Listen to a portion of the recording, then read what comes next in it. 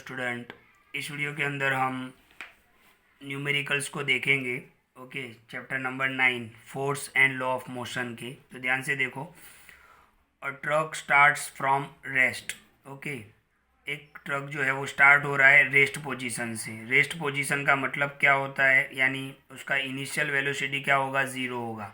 Okay, क्योंकि वो खड़ा था और तब उसका इनिशियल पोजीशन क्या होगा, ज़ीरो होगा। इनिशियल वेलोसिटी यानी यू। तो जब भी रेस्ट आता है वर्ड, तब आपको u is equal to zero लेना है। तो a truck starts from rest and rolls down a hill. एक हिल के ऊपर से रोल डाउन हो रहा है with a constant acceleration. Okay, it travels a distance. Okay, distance आया, देखो डिस्टेंस यानी s, हमने चैप्टर नंबर 8 में देखा था। तो डिस्टेंस कितना है, 400 मीटर इन 20 सेकेंड, यानी आपको t भी दिया हुआ है। ओके, s भी दिया हुआ है और t भी दिया हुआ है और u भी आपके पास है। फाइंड द फोर्स, आपको क्या फाइंड करना है, फोर्स एक्टिंग ऑन इट। आपको f फाइंड करना है। तो सीधी बात है, f फाइंड करने के लिए ma, force is equal to ma। Okay, it's mass, ये मास किसका है, ट्रक का मास। ट्रक का मास आपको कितना दिया हुआ है, 7 टन। 7 टन यानी 1 टन इज इक्वल टू क्या होता है, 1000 kg। 1 ton is equal to कितना होता है, 1000 kg। तो 7 टन है, इसलिए इसका मतलब ट्रक का जो मास है वो कितना हो जाएगा, 7000 kg। तो आपको मास तो दिया हुआ है। ओके, आपको फाइंड क्या करना है, फोर्स। तो मास आपको दिया हुआ है, कितना दिया हुआ है, 7 टन। 7 टन का मतलब क्या होगा, 7 इंटू 1000, क्योंकि 1 ton is equal to 1000 kg। तो ट्रक का मास कितना हो जाएगा, 7000 kg। यानी आपको मास तो दिया हुआ है, फोर्स फाइंड करना है। फोर्स फाइंड करना है, मास दिया हुआ है, तो आपको क्या फाइंड करना पड़ेगा, एक्सेलरेशन, यानी आपको ए फाइंड करना पड़ेगा। तो देखो, A is equal to question mark, F is equal to question mark. अच्छा, इनिशियल वेलोसिटी रेस्ट पोजीशन में है, यानी यू इज इक्वल टू क्या होगा, zero.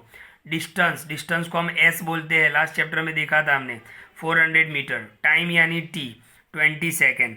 Okay, mass of truck क्या होगा, 7 ton. 1 ton is equal to 1000, तो मास कितना हो गया, 7000। तो ध्यान से देखो, ये हमें फोर्स फाइंड करना है। तो force is equal to mass into acceleration. तो मास कितना है, 7000, लेकिन हमारे पास क्या नहीं है, ए नहीं है। तो ध्यान से देखो, आपके पास कौन कौन सी डेटा दिए हुए हैं, तो इसके ऊपर से आपको फॉर्मूला बनाना पड़ेगा। देखो, यू आपके पास है, एस आपके पास है, टी है। तो आपको याद होगा चैप्टर नंबर 8 में हमने एक फॉर्मूला यूज़ किया था, S is equal to U T plus half AT²। आपको ये फॉर्मूला याद होना चाहिए। देखो, यहाँ पर चैप्टर 9 है, लेकिन फॉर्मूला चैप्टर 8 का भी यूज़ करना है, क्योंकि 8 और 9 दोनों एक ही चैप्टर है। तो एस कितना है, 400। ओके, यू कितना है, 0। टाइम कितना है, 20 प्लस 1/2। ए तो आपको फाइंड करना है, और टी कितना है, 20। तो ध्यान से देखो, ये 400, सॉरी मैंने 4000 लिख दिया है, 400। तो ये 400, 0 इंटू 20, 0 प्लस 1/2 इंटू 8, 20 का स्क्वायर कितना हो जाएगा, 400 हो जाएगा। तो ये 2 से जाएगा, 2 इंटू 200।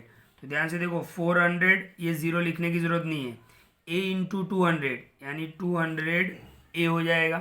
ओके, 200 ए हो गया, ये 200 नीचे जाएगा। ओके, तो इज इक्वल टू ए। तो 200 टू जा, यानी ए इज इक्वल टू 2 मिल गया। एक्सेलरेशन का यूनिट क्या होता है, मीटर पर सेकेंड स्क्वायर, यानी आपका ए क्या आ गया, 2 आ गया। ये मीटर पर सेकेंड स्क्वायर किसका यूनिट है, एक्सेलरेशन का यूनिट है। ओके, तो आपको ए की ज़रूरत थी, ए मिल गया। अब हमें फाइंड क्या करना है, force. Force is equal to M A. M कितना है, 7000, और ए कितना होगा, 2। तो 7000 इंटू 2 कितना हो जाएगा, 14000। अच्छा, ये आपने क्या फाइंड किया, फोर्स। फोर्स का यूनिट आपको याद होना चाहिए, फोर्स का यूनिट क्या होता है, न्यूटन। तो आपका फोर्स कितना हो गया, 14000। ओके, कितना हो गया, 14000। तो आपको समझ में आया होगा किस तरीके से मैंने फाइंड किया। चैप्टर नंबर 8 का फॉर्मूला हमने यूज़ किया। अच्छा, हमने क्यों यही फॉर्मूला यूज़ किया, तो आपके पास तो चैप्टर नंबर 8 के अंदर 3 फॉर्मूला थे ना। तो ध्यान से देखो, ये फॉर्मूला क्यों यूज़ किया, क्योंकि हमारे पास देखो एस भी है, यू भी है, टी भी है, और हमें फाइंड क्या करना था, पहले ए, क्योंकि फोर्स फाइंड करने के लिए फॉर्मूला क्या होता है, एम ए।